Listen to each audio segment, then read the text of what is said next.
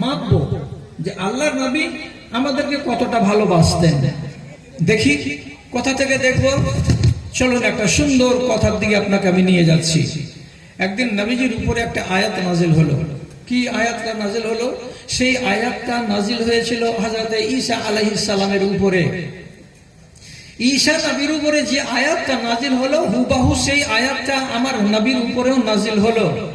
আয়াতটার তর্জমা কি, আয়াতটা কি রাসূলুল্লাহ জানতে পারলেন। আয়াতটা হলো এই, ইন তুআযিবহুম ফাইন্নাহুম ইবাদুকা ওয়া ইন তাগফির লাহুম ফাইন্নাকা আনতাল আজিজুল হাকীম।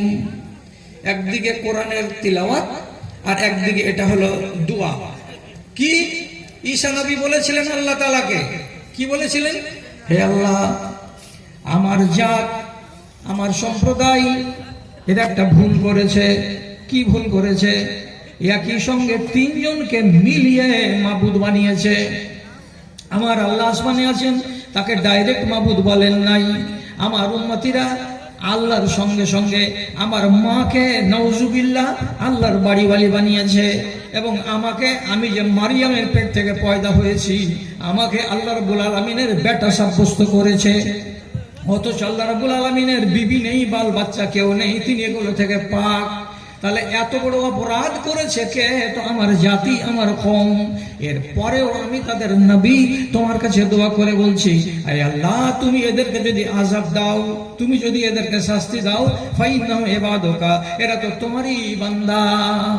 তোমার বান্দাকে তুমি যদি আযাব দাও, তো তুমি বুঝবে যে তোমার নিজের বান্দাগুলোকে কেন আযাব দিলে।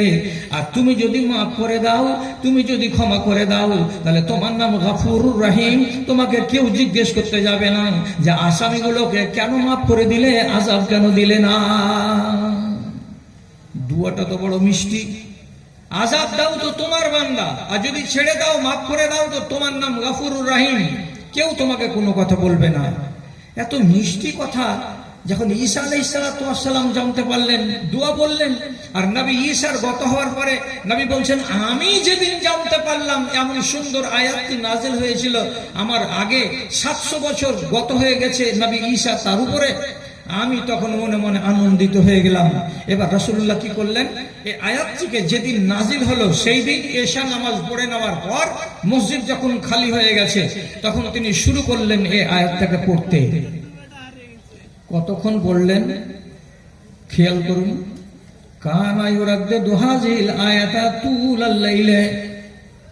এশারের পর থেকে শুরু করলেন একই কথা বলতে আল্লাহ তাআলার সামনে।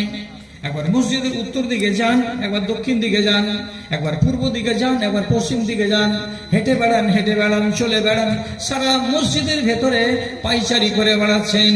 আর একই দোয়া, একই কথা, একই আয়াতকে পড়েই যাচ্ছেন, পড়েই যাচ্ছেন, পড়েই যাচ্ছেন। আপনি ভাবছেন না কার জন্য এই আয়াতটা আর এই প্রার্থনাটা কার জন্য করছেন? তুমি যদি আমার উম্মতিদেরকে আযাব দাও, তাহলে তোমারই বান্দা। আর তুমি যদি এদেরকে মাফ করে দাও, তো তুমি গফুরুর রহিম। তাহলে আমাদের জন্য দোয়াটা হচ্ছে। কতক্ষণ দোয়াটা হলো? তুলাল লাইল, সারা সারা রাত হলো। শেষ রাতের দিকে আল্লাহ রাব্বুল আলামিন জিবরিলকে পাঠালেন।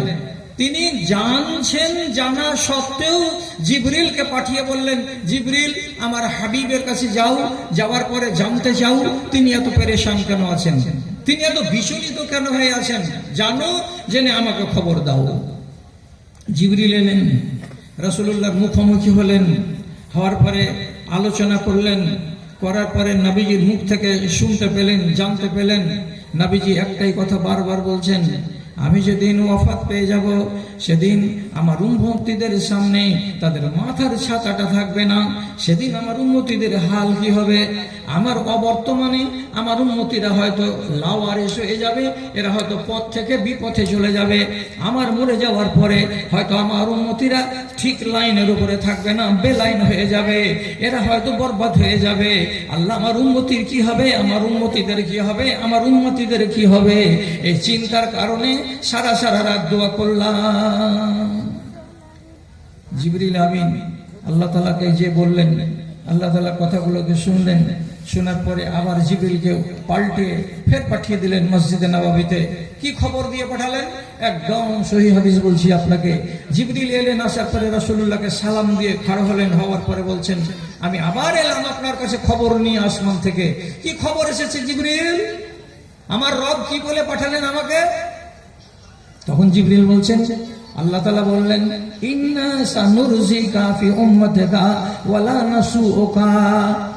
তুমি আমার হাবিব নবী মুহাম্মদকে বলে দাও, তোমার উম্মতিদের ব্যাপারে আমি তোমাকে নারাজ করব না, এমন কাজ তোমার উম্মতিদের সাথে হবে না যে উম্মতিদের সাথে এক ব্যবহারটা হতে গেলে তোমার মনে কষ্ট হবে। হে আমার নবী, তোমার মনে আমি কষ্ট দেব না, তুমি খুশি হয়ে যাবে, তুমি রাজি হয়ে যাবে। তোমার উম্মতিদের সম্বন্ধে আমি এমন ফয়সালা গ্রহণ করব, কাজে তোমাকে চিন্তা করতে হবে না, তোমাকে মাথা ভারী করতে হবে না। আমার হিফাজতের দায়িত্ব রাসূলুল্লাহ কাঁধে নিয়ে সারা সারা রাত ভিজা ভিজা চোখে আল্লাহ রাব্বুল আলামিনের কাছে কেঁদে কেঁদে দোয়া করেছেন যে আমার মঙ্গল হবে কিসে, আমার কল্যাণ হবে কিসে। তাহলে আন্দাজ করুন যে উম্মতের উপরে নবীজির মুহাব্বত কতটা ছিল।